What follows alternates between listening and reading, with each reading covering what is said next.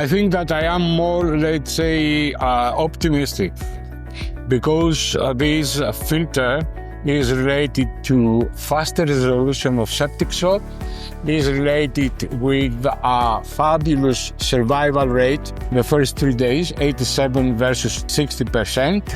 So this is my favorite parameters, let's say.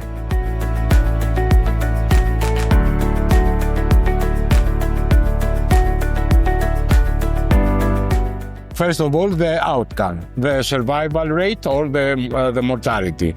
Second is the resolution of septic shock, as I mentioned previously.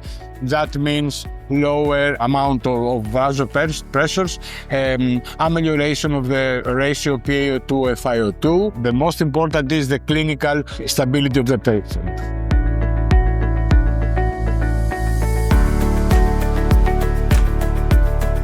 Could follow the principle or all or nothing, because we have the 3 days mortality of 87 versus 60%. In these 2 days, I think that we will be able to evaluate probably the clinical situation, the stability of the patient.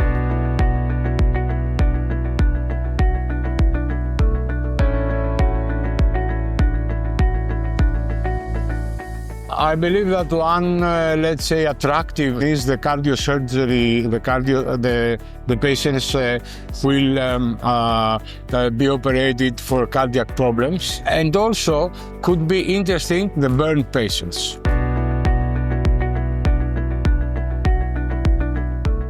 I think that this tricky question, because the administration of one hospital must think about the long-term advantages of a very efficacious treatment. That means if I